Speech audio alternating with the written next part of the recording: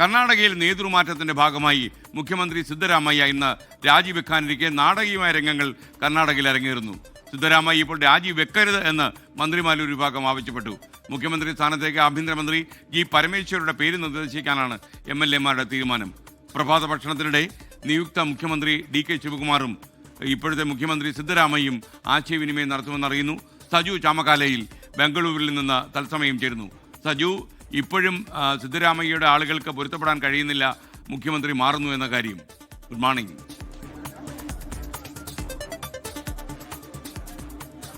Very good morning. അങ്ങനെ തന്നെയാണ് സിദ്ധരാമയ്യ പക്ഷക്കാരായിട്ടുള്ള ഒരു വിഭാഗം MLA-മാരും മന്ത്രിമാരും ഇപ്പോഴും ആവശ്യപ്പെടുന്നത് സിദ്ധരാമയ്യ രാജിവെക്കരുത്, അദ്ദേഹം തുടരണമെന്നാണ്. ഇപ്പോൾ നമ്മൾ നിൽക്കുന്നത് സിദ്ധരാമയ്യയുടെ വസതിക്ക് മുൻപിലാണ്. രാവിലെ മുതൽ തന്നെ ഇവിടെ മാധ്യമ പ്രവർത്തകർ അതോടൊപ്പം തന്നെ വലിയ ഒരു വിഭാഗം നേതാക്കളടക്കമുള്ളവർ എത്തിയിട്ടുണ്ട്. ഇവിടെ ഇപ്പോൾ 9 മണിക്ക് ഒരു പ്രഭാത ഭക്ഷണം ക്രമീകരിച്ചിട്ടുണ്ട്. അതിൽ ഉപമുഖ്യമന്ത്രി DK ശിവകുമാർ ഉൾപ്പെടെയുള്ളവർ പങ്കെടുക്കുമെന്നാണ് മനസ്സിലാക്കുന്നത്. അദ്ദേഹം അഞ്ചയിൽ മുക്കാനുള്ള ഡൽഹിയിൽ നിന്നുള്ള വിമാനത്തിൽ അദ്ദേഹം ബംഗളൂരുവിലേക്ക് അല്പസമയത്തിനകം എത്തും. അതിനുശേഷം അദ്ദേഹം ഇങ്ങോട്ടേക്ക് എത്തുമെന്നാണ് ഇപ്പോൾ നമ്മൾ മനസ്സിലാക്കുന്നത്. എന്തായാലും ഇന്ന് വൈകിട്ടേക്ക് സിദ്ധരാമയ്യ ഡൽഹിയിലേക്ക് പോകുന്നുണ്ട്. പ്രത്യേകിച്ച് മുഖ്യമന്ത്രി പദം അദ്ദേഹം ഇന്ന് വൈകിട്ട് 3:00 കൂടി രാജിവെക്കുമെന്നുള്ള വാർത്തകളായിരുന്നു ഇന്നലെ വന്നതെങ്കിൽ ഇന്നിപ്പോൾ മനസ്സിലാക്കുന്നത് ഇവിടുത്തെ കർണാടക ഗവർണർ അദ്ദേഹം ജന്മനാട്ടിലേക്ക് പോയിരിക്കുകയാണ്. തവർചന്ദ് ഗെഹ്ലോട്ട് അദ്ദേഹം ജന്മനാട്ടിലേക്ക് പോയിരിക്കുകയാണ്. അതുകൊണ്ട് തന്നെ ഇന്ന് രാജി ഉണ്ടാകുമോ എന്നുള്ള കാര്യത്തിൽ ചില അഭ്യൂഹങ്ങൾ നിലനിൽക്കുകയാണ്. പക്ഷേ അദ്ദേഹം ഇന്ന് തന്നെ രാജിവെക്കുമെന്നുള്ളതാണ് ഇപ്പോൾ കർണാടകയിലെ കോൺഗ്രസ് വൃത്തങ്ങൾ നമുക്ക് മനസ്സിലാക്കാൻ സാധിക്കുന്നത്. പക്ഷേ അദ്ദേഹം രാജിവെക്കരുത് എന്നുള്ള ആവശ്യവുമായിട്ട് ചില MLA-മാരും ചില മന്ത്രിമാരും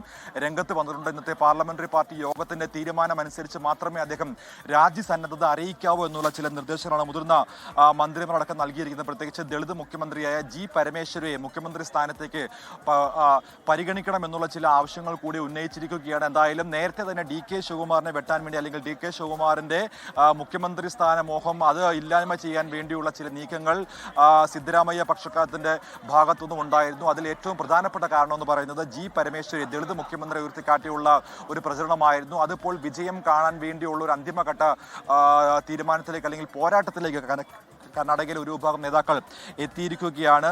വൈകിട്ടോടുകൂടി സിദ്ധരാമയ്യ ഡൽഹിയിലേക്ക് പോകും. പ്രത്യേകിച്ച് അദ്ദേഹം കഴിഞ്ഞ ദിവസം ഡൽഹിയിൽ മുഖ്യമന്ത്രി സിദ്ധരാമയ്യയും ഒപ്പം തന്നെ ഉപമുഖ്യമന്ത്രി DK ശിവകുമാരെയും ഹൈക്കമാൻഡ് നേരിട്ട് വിളിപ്പിക്കുകയും ഇരുവരുമായി 8 മണിക്കൂറോളം ചർച്ച ചെയ്യുകയും ചെയ്തിരുന്നു. ഈ ചർച്ചയിലടക്കമുള്ള കാര്യങ്ങൾ പ്രധാനമായിട്ടും വ്യക്തമാക്കിയിരുന്നത് ഏറ്റവും പ്രധാനപ്പെട്ട കാര്യം എന്ന് പറയുന്നത് കോൺഗ്രസ് അധ്യക്ഷൻ മല്ലികാർജ്ജുൻ ഖാർഗെയുടെ ചില തീരുമാനങ്ങളായിരുന്നു. അദ്ദേഹം സോണിയാഗാന്ധിയുമായിട്ടും രാഹുൽ ഗാന്ധിയുമായിട്ടും നേരിട്ട് അദ്ദേഹം സംസാരിച്ചു. പിന്നീട് അദ്ദേഹമാണ് DK ശിവകുമാറിന് വേണ്ടി വാദിച്ചത് അല്ലെങ്കിൽ DK ശിവകുമാർ പക്ഷവുമായി ബന്ധപ്പെട്ട് സംസാരിച്ചത് കോൺഗ്രസ് അധ്യക്ഷൻ മല്ലികാർജ്ജുൻ ഖാർഗെയാണ്. പ്രത്യേകിച്ച് 2 വർഷം പൂർത്തിയാക്കിയിട്ടും ഇദ്ദേഹം സിദ്ധരാമയ്യ മാറാൻ തയ്യാറായതില്ല. 3 വർഷം പൂർത്തിയാക്കിയിട്ടും അദ്ദേഹം മാറാൻ സാധ്യത പ്രകടിപ്പിക്കാത്ത സാഹചര്യത്തിലാണ് എന്തായാലും ഹൈക്കമാൻഡിന്റെ കടുത്ത ഇടപെടൽ ഉണ്ടായിരിക്കുന്നത്. പ്രത്യേകിച്ച് സജു ചാമക്കാലയിൽ എന്തായാലും കർണാടകത്തിൽ DK ശിവകുമാർ മുഖ്യമന്ത്രിയാകുന്നു എന്ന് ഉറപ്പായി.